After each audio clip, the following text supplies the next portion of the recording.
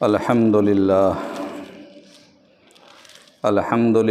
وکفی والصلاة والسلام علی سیدنا و نبینا و مولانا محمد المصطفیٰ، اما بعد۔ اعوذ باللہ من الشیطان الرجیم، بسم اللہ الرحمن الرحیم۔ اللہم مالک الملک تؤتی الملک من تشاء وتنزع الملک ممن تشاء وتعز من تشاء وتذل من تشاء وبیدک الخیر انک علی کل شیء قدیر، تولج اللیل فی النہار وتولج النہار فی اللیل وتخرج الحی من المیت وتخرج المیت من الحی وترزق من تشاء بغیر حساب۔ صدق اللہ العظیم۔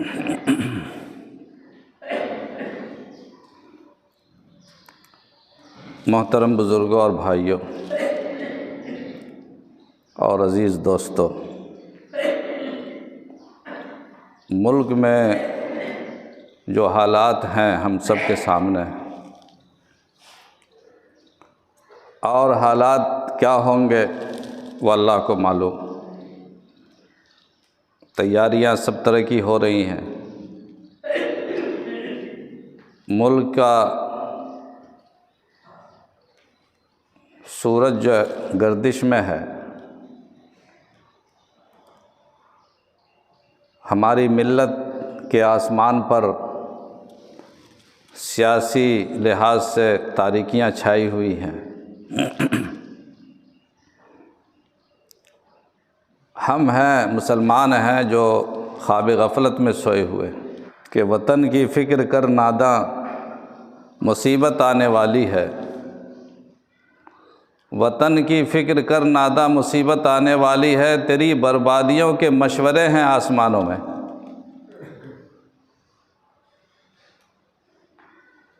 اللہ نے تو یہ حکومت اور ملک اور طاقت اور قوت، یہ تو بدلتا رہتا ہے نظام، اللہ تعالیٰ کسی قوم کے لیے خاص کیا نہیں ہے۔ کبھی ذلیل سے ذلیل انسان کو اللہ اتنی طاقت دے دیتے ہیں کہ پوری دنیا پر چھا جاتا ہے، اور کبھی عزت والے انسان کو سولی پہ چڑھا دیتے ہیں۔ کبھی حضرت عیسیٰ جیسا پیغمبر اللہ تعالیٰ عیسائیوں کے عقیدے کے مطابق سولی پہ چڑھا دیا،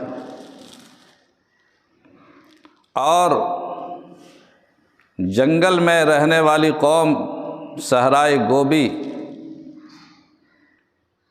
تہذیب اور تمدن سے عاری، علم اور شعور سے خالی، جاہل گنوار قوم کو اللہ تعالیٰ اتنی طاقت دیتے ہیں کہ پوری دنیا پر وہ چھا جاتے ہیں، جس کو فتنہ تاتار کا نام تاریخ میں دیا گیا، اور ہلاکو خان اور چنگیز خان کا نام جو ہم لوگ سنتے ہیں وہ اسی فتنہ تاتار کے لوگ ہیں۔ یہ نہیں ہے کہ علم کی طاقت تھی ان کے پاس، شعور تھا، سیاسی تجربہ تھا ان کا کوئی بیک گراؤنڈ تھا، اور ان کا کوئی خاندانی یا قبائلی پس منظر تھا، کچھ بھی نہیں تھا۔ میں نے جو آیت پڑھی ہے، اللہ تعالیٰ مالک ہے ملکوں کا، جس کو چاہتے ہیں حکومتیں عطا فرماتے ہیں، جس کو چاہتے ہیں حکومت سے ہٹا دیتے ہیں، جس کو چاہتے ہیں عزت دیتے ہیں، جس کو چاہتے ہیں ذلت دیتے ہیں۔ اللہ تعالیٰ بڑا قادر ہے، بڑا بے نیاز ہے۔ وَتِلْكَ الْأَيَّامُ نُدَاوِلُهَا بَيْنَ النَّاسِ، یہ تاریخ کے جو ادوار ہیں ہم گردش دیتے رہتے ہیں، بدلتے رہتے ہیں، کسی ایک قوم کی جاگیر نہیں ہے۔ حکومتیں آتی جاتی رہی ہیں اور رہیں گی۔ یہ اقتدار کی کرسی اور مسند حکومت، اس پر کوئی انسان ہمیشہ کے لیے نہ بیٹھا ہے نہ بیٹھ سکتا ہے۔ یہ کرائے کا مکان ہے، ہر زمانے میں کرایہ دار چینج ہوتے رہیں گے، بدلتے رہیں گے، یہ کسی کی جاگیر نہیں ہے۔ لیکن قوموں کی تاریخ پر آپ غور کریں گے تو اندازہ ملے گا کہ مسلمانوں نے بھی بڑے زمانے تک حکومت کی ہے۔ ایسا نہیں ہے کہ مسلمان کی قوم ایسی کسی تاریخ سے خالی ہے، نہیں، ہماری تاریخ تو صدیوں اور 1000 سال 1500 سال تک ہماری لمبی تاریخ ہے۔ اس تاریخ میں زیادہ بڑے حصے پر ہم نے دنیا کی تاریخ پر حکمرانی کی، اور پوری دنیا میں ایک سیاسی مثال قائم کی ہے مسلمانوں نے۔ ایک دور مسلمانوں سے پہلے بھی عیسائیوں کا دور تھا، جس کو کلیسا کا دور کہا جاتا ہے، اور پھر مسلمانوں کا دور آیا، پھر مسلمانوں کا زوال ہوا، پھر اسی عہد کلیسا کی آہٹ محسوس ہوئی اور عہد کلیسا کے لوگ یہاں پر حاوی ہوئے۔ مسلمانوں نے جو طرز حکومت اختیار کیا، مسلمانوں نے غیر مسلموں نے جو طرز حکومت اختیار کیا، ان دونوں میں فرق اصل سمجھنا ہے آپ کو۔ دنیا کی جتنی قوموں نے بھی حکومتیں کی ہیں یا کر رہے ہیں، ان کی بنیاد مذہب ہوتا ہے، مذہب کی بنیاد پر۔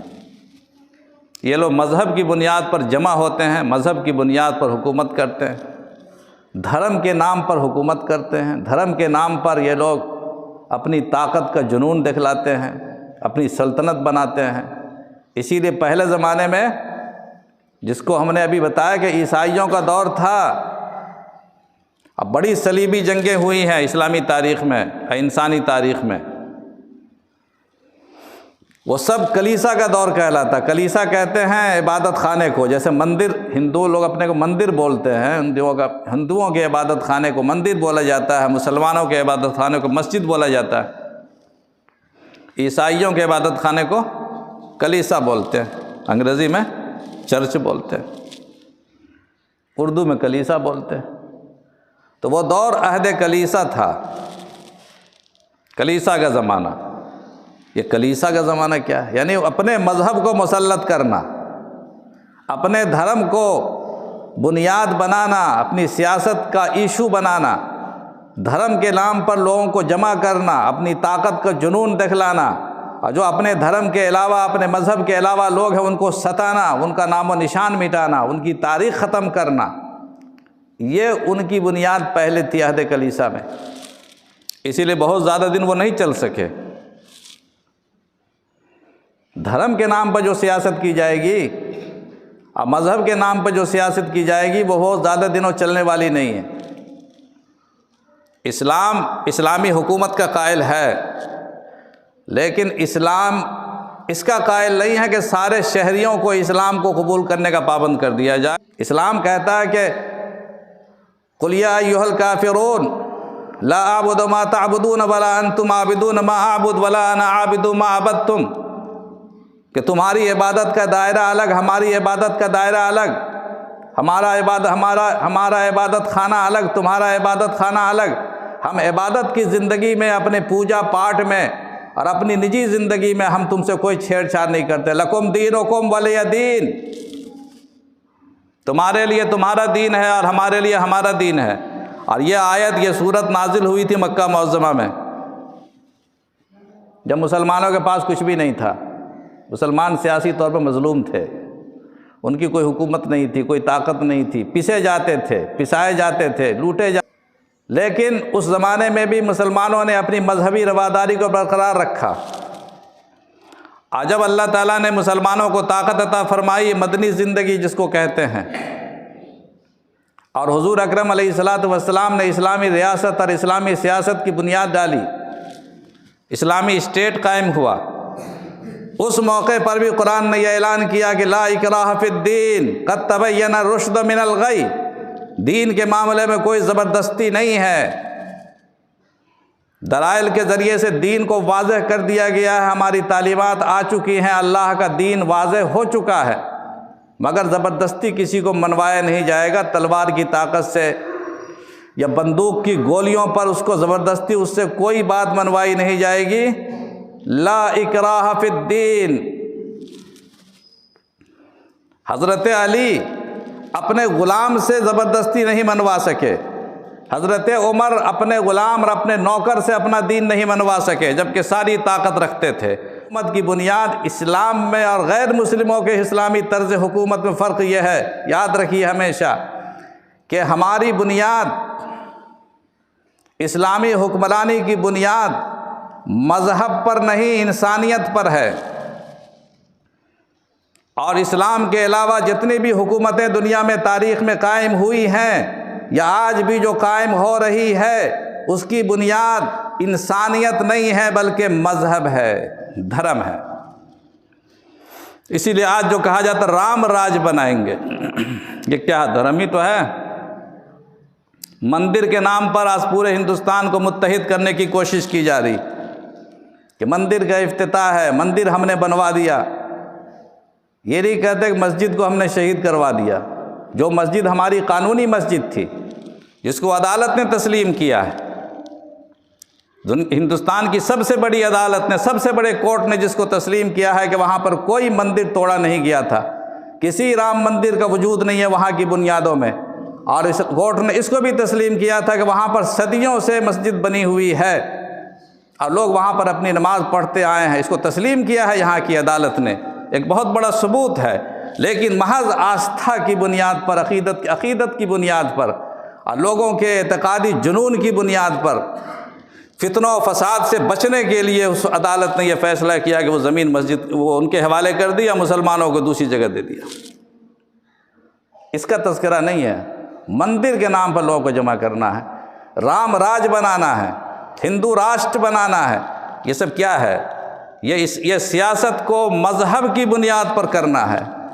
اسلام اور غیر مسلمین کے طرز حکمرانی میں فرق یہ ہے کہ مسلمان کی حکومت، اسلام کی حکومت جب بنتی ہے تو انسانیت کی بنیاد پر بنتی ہے، اسلام کو مرکزی نقطہ نہیں بنایا جاتا کہ جو نہیں مانے گا اس کو قتل کر دیا جائے گا، کچھ نہیں، مانیے نہ تب بھی ٹھیک ہے، نہ مانیے تب بھی ٹھیک ہے۔ ہندوستان میں جب مسلمانوں کی حکومت قائم ہوئی، محمد بن قاسم سب سے پہلے انسان ہے جنہوں نے اسلامی حکومت یہاں قائم کی سندھ میں، اور انہوں نے اتنی شاندار حکومت بنائی، اتنی شاندار کہ جب یہ یہاں سے چند سالوں کے بعد جانے لگے واپس، وہ طائف کے رہنے والے تھے، تو سارے غیر مسلموں نے بھی پاؤں پکڑ لیا کہ حضور آپ مت جائیے، آپ جائیں گے یہ سارے لوگ ہم پر ظلم کریں گے۔ یہاں ظلم مذہب کی بنیاد پر ہوتا، مذہب کی بنیاد پر یہاں پر رام راج یہاں پر قائم تھا کہ چھوٹے ذات کے لوگ وید نہیں پڑھ سکتے اور ان کی جو مذہبی کتابیں وہ نہیں پڑھ سکتے، اور فلانے ذات کے لوگ مندر کے اندر داخل نہیں ہو سکتی، ان کو اقتدار حکومت میں حصہ نہیں مل سکتا، ان کا کام مزدوری کرنا ہے، تعلیم حاصل کرنا ان کا کام نہیں۔ تقسیم تھی مذہب کی بنیاد پر۔ ان لوگوں نے پاؤں پکڑ لیا کہ آپ مت جائیے، آپ جائیں گے یہ سارے لوگ پھر ہم پر ظلم کریں گے۔ کس چیز نے غیر مسلموں کو اور ہندوؤں کو محمد بن قاسم کو خوشامد کرنے پر مجبور کیا؟ ان کی انسانیت کی بنیاد پر۔ محمد بن قاسم نے اپنی طاقت سے سارے راجاؤں کو شکست دے دی، اس کے بعد اعلان کر دیا کہ میں مسلمان ہوں، میں کلمے پر یقین رکھتا ہوں، میرے سارے لوگ، میرے سارے عملہ سب مسلمان ہیں، لیکن کسی پر کوئی پابندی نہیں ہے کہ وہ ہمارے اسلام کی اتباع کرے۔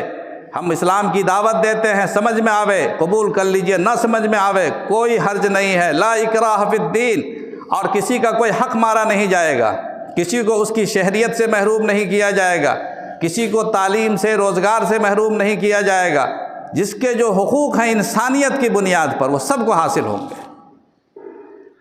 چنانچہ پہلی نیو جو محمد بن قاسم نے رکھی وہ بہادر شاہ ظفر تک قائم رہی۔ کبھی ان لوگوں نے ہندو مسلم کی بنیاد پر تفریق نہیں کی۔ جب بابر نے یہاں پر اسلامی حکومت، اپنی حکومت، اپنے خاندان کی حکومت قائم کی، تو بابر کا جب انتقال ہونے لگا تو اپنے بیٹے ہمایوں کو وصیت کی کہ بیٹے یہ ملک مختلف تہذیبوں کا، مختلف دھرم والوں کا، مختلف مذہب والوں کا گہوارہ ہے، یہاں بہت سارے پھول ہیں، گلدستہ ہے، یہ گلستان ہے، یہ چمن ہے، ہر پھول کا اپنا اپنا ایک رنگ ہے، ہر پھول کی اپنی خوشبو ہے، کسی پھول کو ختم کرنے کی، کچلنے کی کوشش نہ کرنا، ورنہ گلستان میں ایک پھول گھٹ جائے گا۔ اگر تم نے کسی ایک زبان کو، کسی ایک دھرم کو مٹانے کی کوشش کی تو اس گلشن سے، ہمارے اس عظیم اور وسیع گلشن سے ایک پھول ختم ہو جائے گا، کم ہو جائے گا۔ ہمارے گلستان میں، ہمارے گلشن میں جو رونق آئے گی پھولوں کی کثرت سے آئے گی۔ جتنے رنگ برنگ کے پھول ہوں گے ہمارے گلستان کا وزن بڑھے گا، ہمارے چمن کا ویلو بڑھے گا۔ اور کہا انہوں نے کہ ہر مذہب کا خیال رکھنا، ہر دھرم والوں کے جذبات کی رعایت کرنا اور سب کا دل جیتنا، کسی کے ساتھ ظلم نہ کرنا، تمہاری حکومت قائم رہے گی، تمہیں کوئی مٹا نہیں سکے گا۔ یہ اس نے وصیت کی، اپنے بیٹے کو وصیت کی، ہمایوں کو۔ چنانچہ عالمگیر اورنگزیب رحمۃ اللہ علیہ، جن کو بہت متشدد کہا جاتا ہے اور انہوں 10 طرح کے الزامات لگائے جاتے ہیں، انہوں نے مندر توڑا اور مسجد انہوں نے زبردستی بنائی، جیسا گیان واپی مسجد کے بارے میں ان کی طرف الزام لگایا جاتا ہے، جس کا بھی مسئلہ ہے ابھی سامنے، عدالت کے سامنے۔ اور پھر اسی راستے پر یہ لوگ چل رہے ہیں جو راستہ بابری مسجد کا تھا۔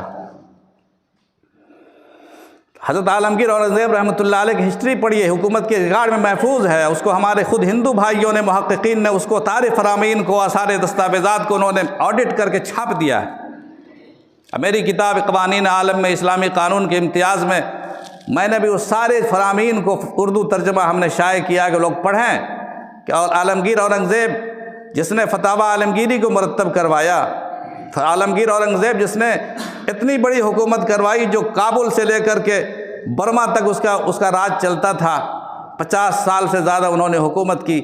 اس شخص نے سینکڑوں مندروں کو، ہزاروں بیگھہ زمین اس نے وقف کیا، جیسے مسجدوں کو زمین وقف کی جاتی ہے، مندروں کے لیے بھی انہوں نے زمین وقف کی، لوگوں کی خواہش پر۔ جس مندر کے پجاریوں نے کہا کہ ہمیں زمین چاہیے، آمدنی نہیں ہے، اس کے اخراجات کے لیے، اس میں جو فرامین کے الفاظ پڑھیے، اس میں یہ لفظ لکھتا تھا وہ آخر میں، ہر فرمان جیسے آج کا سرٹیفکیٹ ہے، فرمان جاری کرتے تھے، اس میں یہ لکھا جاتا تھا آخر میں کہ میری خواہش ہے، میں اس فلاں مندر کو میں یہ زمین وقف کر رہا ہوں تاکہ اس کے اخراجات سے، اس کے آمدنی سے اس کے اخراجات پورے ہوں، اور میری خواہش ہے کہ اس مندر میں پوجا کرنے والے لوگ، اس کے پجاری لوگ ہماری حکومت کی اور ہماری سلطنت کی بھلائی کے لیے دعا کریں۔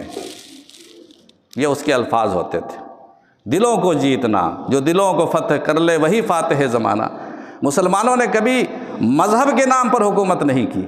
اگر مذہب کے نام پر حکومت کرتی تو ایک غیر مسلم اس ہندوستان میں نہیں ہوتا۔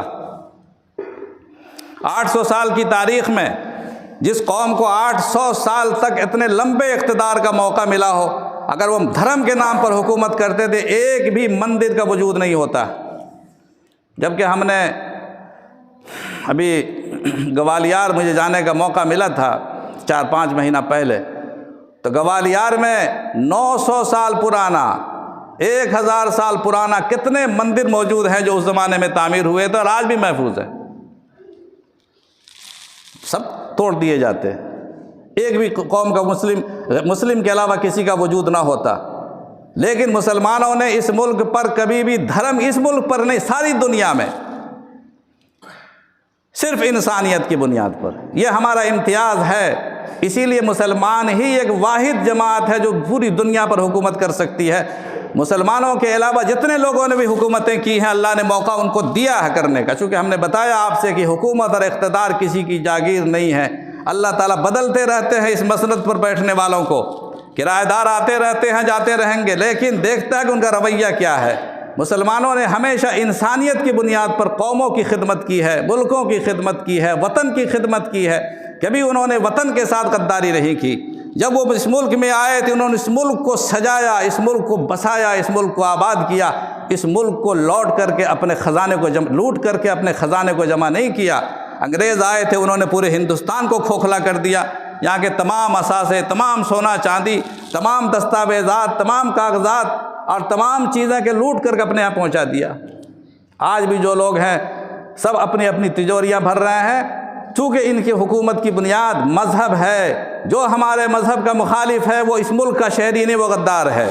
یہ ہے ان کا نعرہ، یہ ہے ان کا دستور ہے۔ یہی پہلے جرمن میں بھی ہو چکا ہے، یہی یہودیوں کے یہاں بھی ہو چکا ہے، اور اس طرح کی حکومت کرنے والے لوگ کبھی دنیا میں کامیاب نہیں رہے ہیں۔ چند دنوں کی کامیابی ہے، تاریخ میں ان کا نام انتہائی کالے حرفوں میں لکھا جائے گا، سنہرے حرفوں میں نہیں۔